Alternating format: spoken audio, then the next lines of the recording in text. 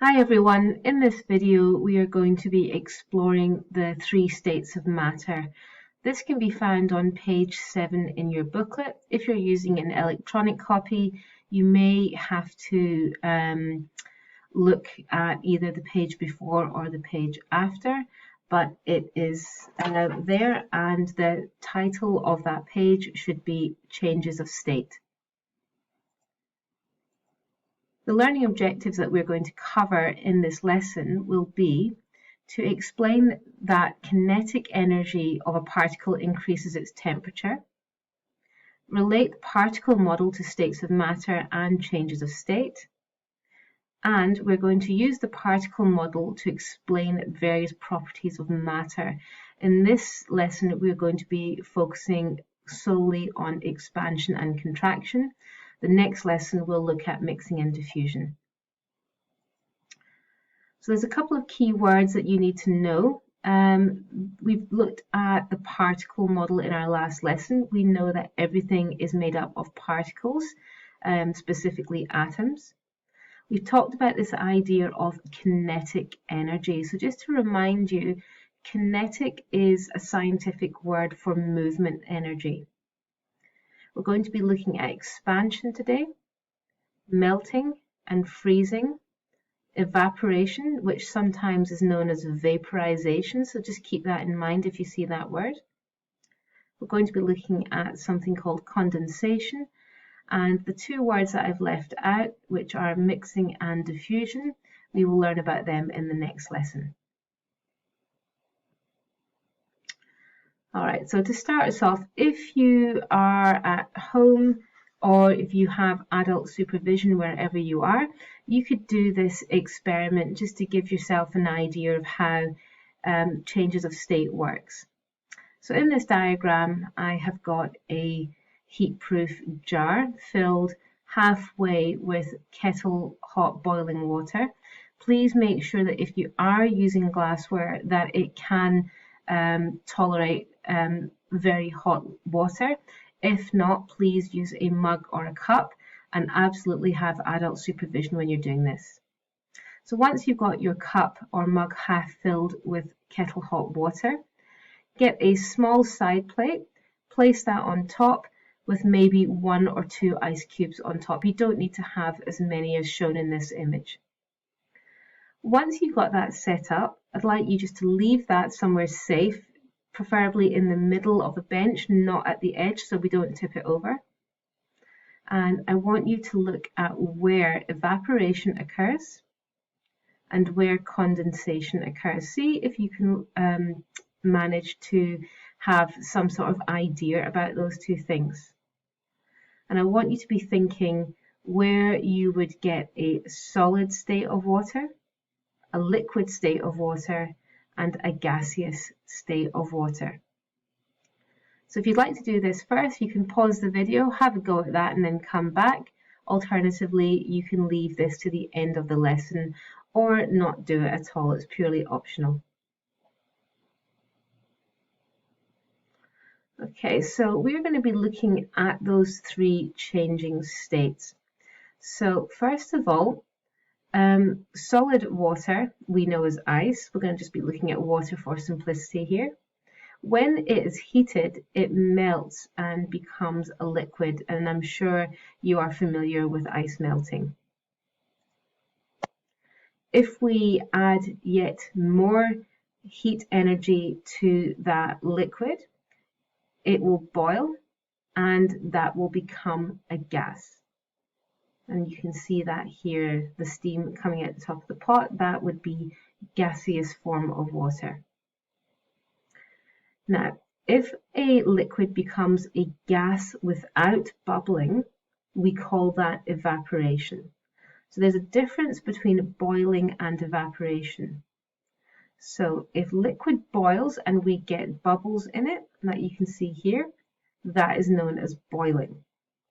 If a liquid turns into a gas, so when you're heating up a pot of water on the stove and you start to get this gas being produced at the top, or the steam, this is evaporation because you don't have any bubbles. That is a question that you're going to be asked in your booklet. So you can pause the video just now and you can turn to the top of page 8 in your booklet, and it asks you to explain the difference between evaporation and boiling.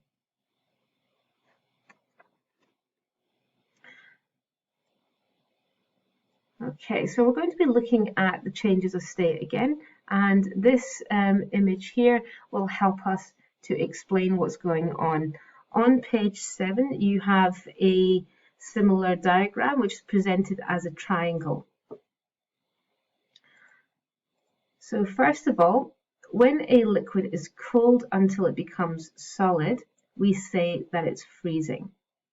So if we look at this diagram here, so we start off in the middle with a liquid and we're going towards the left, we're becoming a solid. So again, if we're imagining this is water, we are going from liquid to a solid. So this is known as solidification or freezing.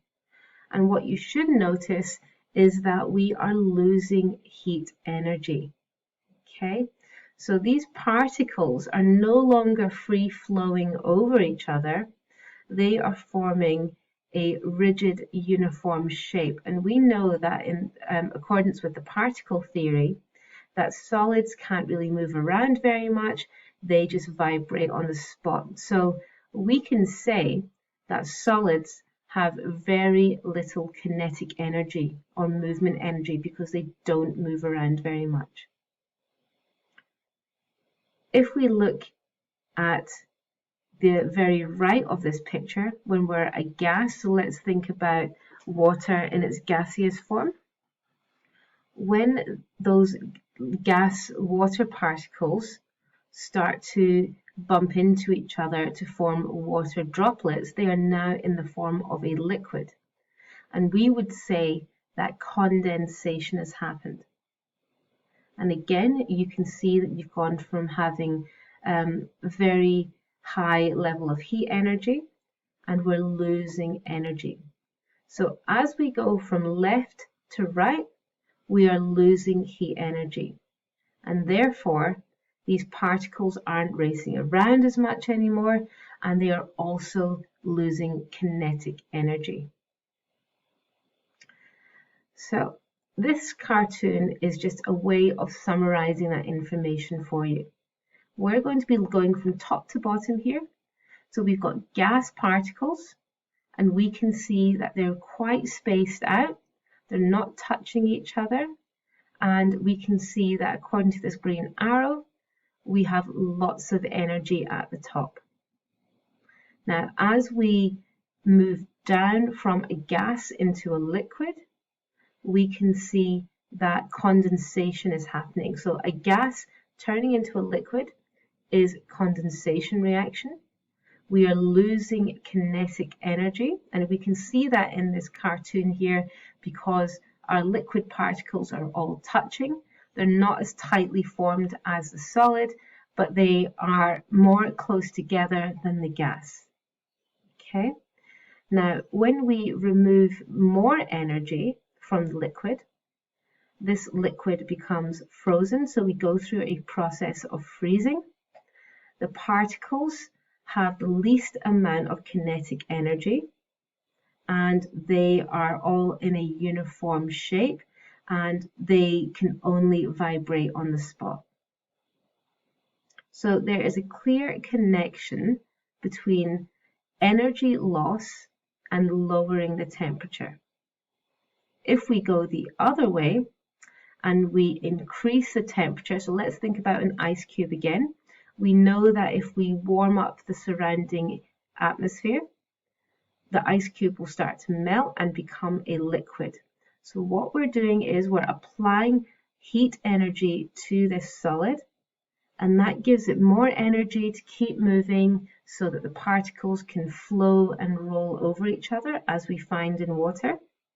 And if we keep heating up that water, eventually those particles will gain enough kinetic energy from that heat in the environment to become a gas, and we get evaporation. Now you can actually jump from one state right to the top. So here A solid can sublime or undergo sublimation and go straight from a solid to a gaseous state. And you can see that with things like dry ice. Then the opposite of that is when you have a very, very rapid decrease in kinetic energy and you go from a gaseous state down to a solid, and this is known as sublimation. Okay guys, I'd like you to pause the video here and I would like you to complete the information on page 7 of your booklet.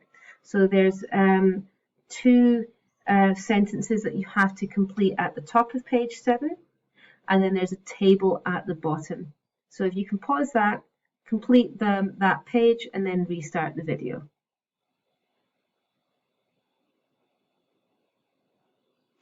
Okay, hopefully you were able to complete page 7. We are just going to be looking at the particles here in a bit more depth.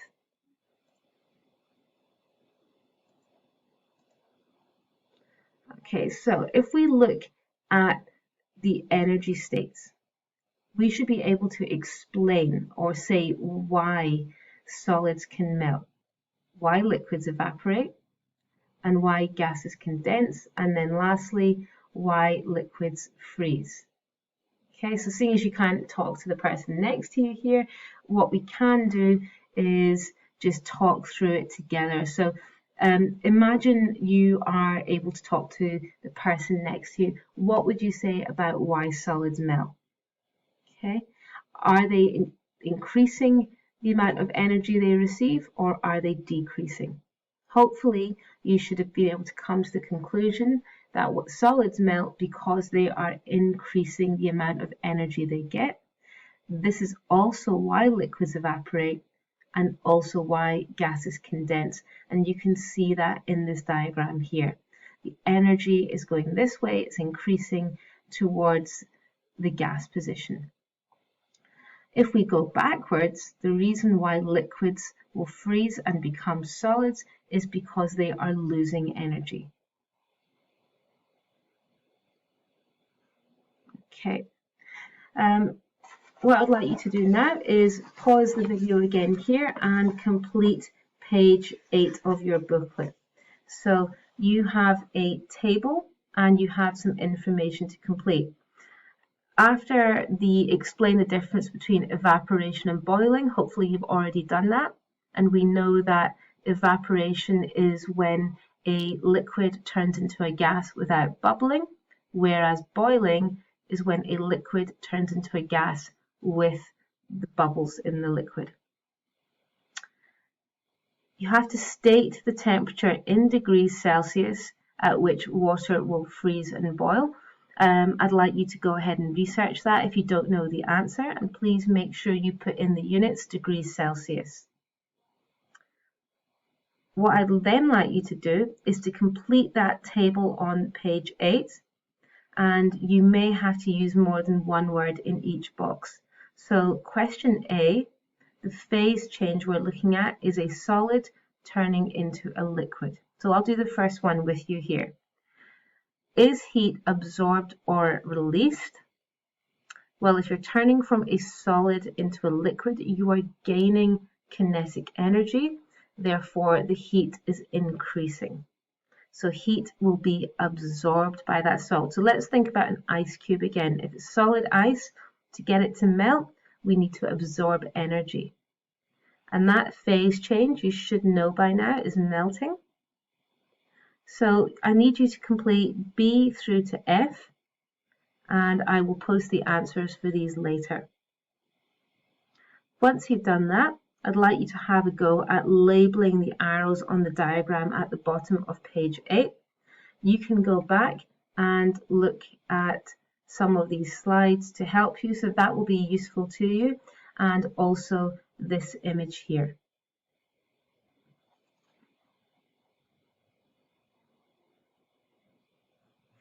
Okay, so hopefully you have completed pages 7 and 8, and now we're going to be looking at page 9. It talks about expansion and contraction of liquids. Not just liquids, actually. expansion and contraction can happen in solids and also in gases. Now I want you to look at this diagram here. So we've got a cartoon image representing particles, just as little circles. And in the cold image of a liquid, we can see that lots of these particles are touching. So that's how we know that they are cold. The more of them are touching, they have less kinetic energy at the moment.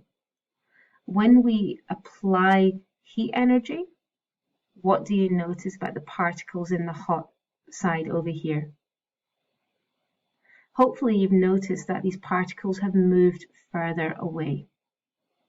Okay, so they are flowing a little bit more freely, and therefore the liquid will expand.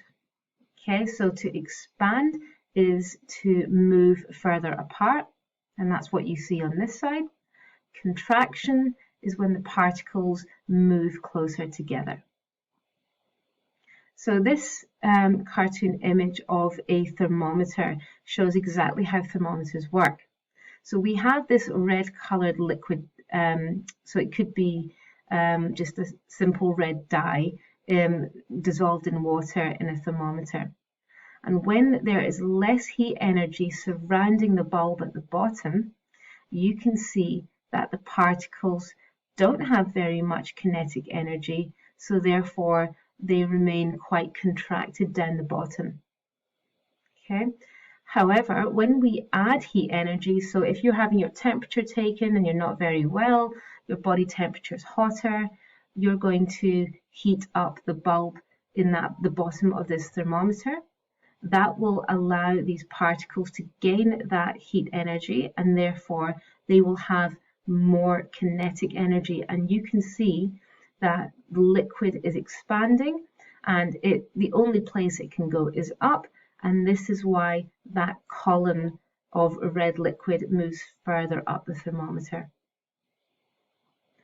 Now, we may be wondering why we are talking about this and what relevance it has in the real world. Well, if you are going to be an engineer when you're older, you might want to know about this. If you're making a bridge and it's a hot day, that might ruin your bridge. So think about what would happen to a bridge if all the metal contracted or expanded. You might have a wonky bridge at the end of the day. And in your booklet, you've got an image that shows train tracks once they expanded, and also telephone cable lines. So if you're wondering why the cables dip in the middle, it's to allow that contraction to happen. So when it does happen on a really, really cold morning and the cables go tight, we don't want them to snap. And just an interesting point here, if we look at the Eiffel Tower, very famous structure in Paris, France, in the winter, the Eiffel Tower is this high, whereas in the summer, it goes this high. So there's a clear difference in height. So what do you think's caused that? Hopefully you understand that it is contraction and expansion. So in the winter, the metal particles contract because they have less heat energy. And in the summer, those metal particles expand and they move further apart from each other. And this is why the Eiffel Tower is hotter in the summer. And, sorry, taller in the summer. Okay, so at this point, guys, I would like you to pause the video and complete page 9 on expansion and contraction. What you have to do is read through those 2 paragraphs and draw diagrams of a solid before expansion and after expansion. So think about the particles and how tightly packed they are when they are cold, so that's before expansion, and what they would look like after expansion. And similarly, before contraction and after contraction. I will post the answers to these for you so you can self-check, but please don't be afraid to have a go. You can do your drawings in pencil and check that you're right afterwards. Okay, folks, that's the end of this lesson. Thank you for your attention. If you would like to watch a couple of videos at the end of this PowerPoint, they may help you to understand what we've been talking about. So there are some videos that you can watch here. This one is pretty cool. I would definitely encourage you to watch that. I won't give it away. And this one is a 20-minute video that goes through states of matter. So if you're more of an audio-visual learner, this might be really helpful for you. If you're someone who likes to read information, this first link about expansion and contraction will definitely help you to complete page 9. Okay guys, thanks for watching.